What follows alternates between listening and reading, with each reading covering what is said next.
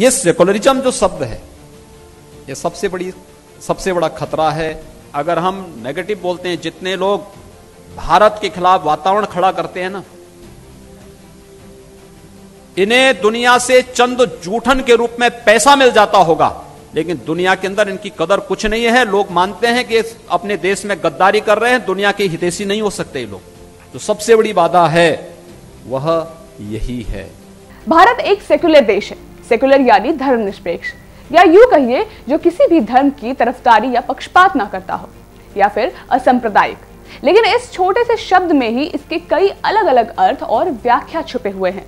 UP के CM Yogi Adityanath के बोले गए ये शब्द इसके बताए गए मतलब से थोड़ा बहुत मेल तो खा रहे हैं, लेकिन इसे तोड़ मड़ोड़ कर इस तरीके से बोलने की वजह से ही इस वक्त सीएम योगी आदित्यनाथ चर्चा का विषय बने हुए हैं। नमस्कार, मैं हूं खुशी पांडे और आप देख रहे हैं न्यूज टाइम नेशन की खास खबर। रामायण विश्व महाकोश की पूर्व पीठिका के विमोचन कार्यक्रम को एक नया प्रारूप मिल चुका है। जी हां, उत्तर प्रदेश के मुख्यमंत्री योगी आदित्यनाथ ने अयोध्या शोध संस्थान की ओर से आयोजित इस कार्यक्रम में शिरकत कर न सिर्फ इसकी गरिमा में 4 चांद लगा दिए, बल्कि कई ऐसी बातें भी बोली जो इस वक्त चर्चा का विषय बनी हुई है। इसमें से किन्हीं बातों ने सभी का ध्यान अपनी ओर आकर्षित किया है, तो वो है उनका भारत की संस्कृति और परंपराओं को विश्व के मंच पर लाने में सेकुलरिज्म को बहुत बड़ा खतरा बताना। ये सेकुलरिज्म जो शब्द है, ये सबसे बड़ा खतरा है भारत की इन समृद्ध परंपराओं को आगे बढ़ाने और वैश्विक मंच पर उसे एक स्थान मिल सके, वहां पर प्रस्तुत करने में जो सबसे बड़ी बाधा है वह यही है। जी हां, आपने सही सुना। भारत की प्राचीन सभ्यता, संस्कृति और परंपराओं को विकृत रूप में पेश करने और देश की छवि बिगाड़ने वालों को आड़े हाथों लेते हुए सीएम योगी आदित्यनाथ ने कहा कि ऐसे लोग दुनिया के कुछ देशों में जूठन पाते हैं। सीएम योगी इतने पर ही नहीं रुके, उन्होंने आगे कहा कि चंद पैसों के लिए ऐसे लोग अपनी आत्मा तक बेच चुके हैं। दुनिया के कुछ देश ऐसे लोगों का इस्तेमाल करते हुए भारत के बारे में दुष्प्रचार करवा रहे हैं, और ऐसा कुप्रचार करने वाले ना घर के हो रहे हैं और ना ही घाट के। तो कंबोडिया में जब अंकोर वाट के मंदिर में मैं गया तो मैंने देखा कि मंदिर के जो पत्थर हैं, कसौटी के पत्थर, उनमें चित्रों के माध्यम से पूरी रामायण को उकेरा गया था। रामायण के चित्रों को, महाभारत के चित्रों को उकारा गया था। पूरे मंदिर के क्षतिग्रस्त हुआ है मंदिर, लेकिन भगवान विष्णु की लगभग 12-15 फुट ऊंची प्रतिमा वहां अभी भी है। बहुत सारी चीजें वहां आती हैं। वहां के पर्यटन का मुख्य, वहां की आय का मुख्य जरिया तो पर्यटन है, और अंकोर वाट मंदिर और अंकोर कॉम्प्लेक्स वहां की आय का मुख्य जरिया बनता है। तो मैं एक जगह खड़े होकर के वह देखने लग गया।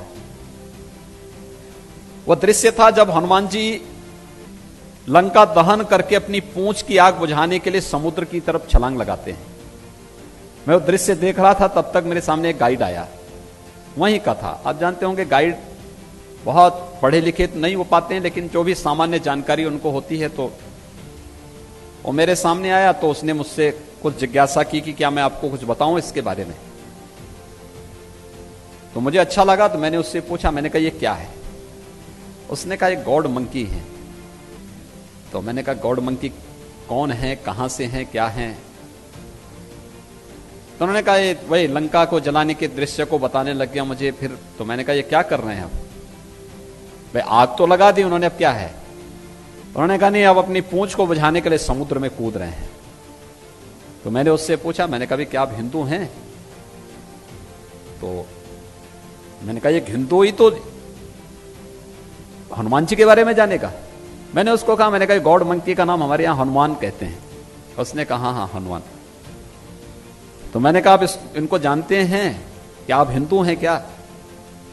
उसने इस बात को कहा कंबोडिया के अंदर। उसने कहा देखिए मैं हिंदू नहीं हूं, मैं बौद्ध हूं, लेकिन हां बौद्ध की ओरिजिन हिंदू है, हिंदू से ही वो आया है, हिंदू से ही पैदा हुआ है। अगर हमें अपनी परंपरा और अपनी संस्कृति पर गौरव की अनुभूति होती है और हम उसका प्रस्तुतिकरण उसी रूप में करते हैं, तो वैश्विक मंच पर वह भी सम्मान पाएगा, हम भी सम्मान पाएंगे।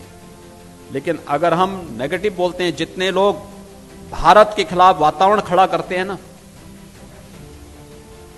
इन्हें दुनिया से चंद जूठन के रूप में पैसा मिल जाता होगा, लेकिन दुनिया के अंदर इनकी कदर कुछ नहीं है। लोग मानते हैं कि अपने देश में गद्दारी कर रहे हैं, दुनिया के हितैषी नहीं हो सकते ये लोग। ये हमेशा इनकी प्रवृत्ति नकारात्मक है और ये बिकाऊ लोग हैं।